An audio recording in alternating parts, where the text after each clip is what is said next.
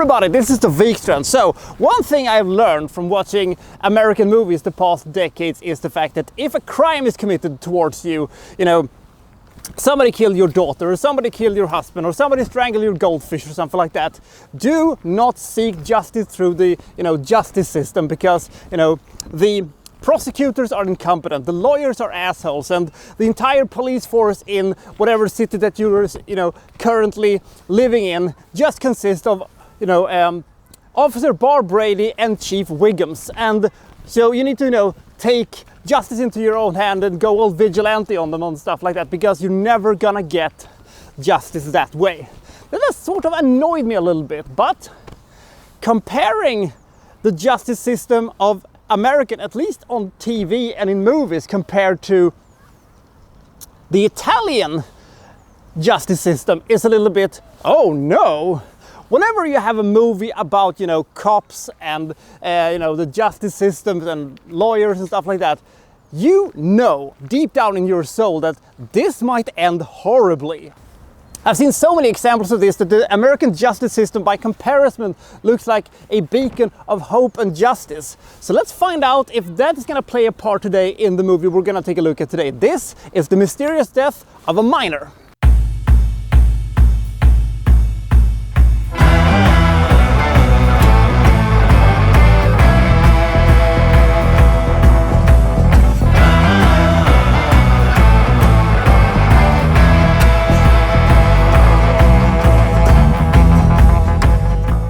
So we have this young girl who thinks that somebody is stalking her. The stalker is a Agent Smith / Willem Dafoe looking son of a bitch, and she, tries to flee him and stuff like that, but she's unsuccessful. She also tries to, seek the comfort of a mysterious man who wears glasses, but that also backfires, and she just, keeps running.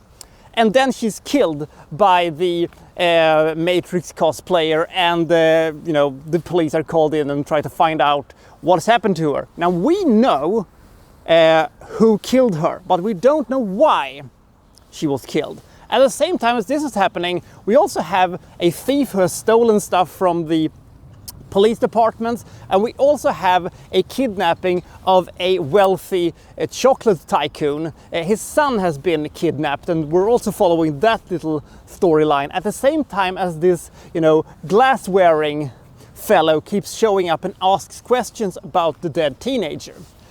What's his motives? Why didn't he help her? And what's his motivation for interfering in these matters, and will these things actually, connect to each other in a satisfying way? We shall see.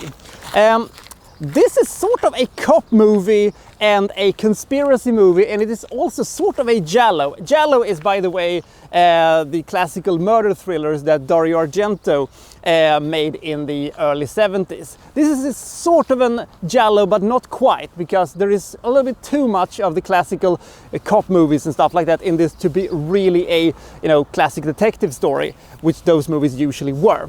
Even though they have, the classical Dario Argento staple of throwing women through windows in slow motions and stuff like that. They do that in this movie also. But one thing that I really liked about this movie was the fact that it moved pretty fast, very good pacing, and all the characters were really interesting, and you never quite knew where they were going. How will this guy fit into this thing? How will this guy fit into this story? And the actual, main character is not the main character that you think is the main character. And when the movie kind of shifted a little bit and we found out what's really going on there, I was like, ooh, this is quite intriguing. The movie kept building and building and building. It had some pretty good acting, some quite decent suspense, and a very nice soundtrack. Now, one problem this movie has is the fact that it has a little bit of a conflicting tones and atmosphere in this movie, because sometimes this movie becomes a little bit silly and a little bit goofy, almost going so far as going to full slapstick comedy. In, of all things, a very nicely done car chase, which was a little bit of, what are you going for here? This is weird.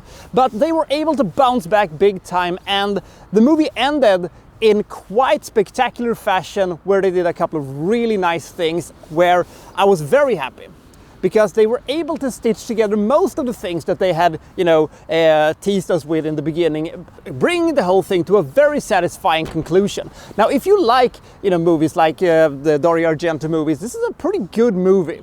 It isn't as good as the best Giallos, and it isn't as good as the best Dario Argento movies, but, when it comes to crime thrillers from Italy, this is one of the better ones I've seen, I think. The Mysterious Death of a Minor gets 73 points.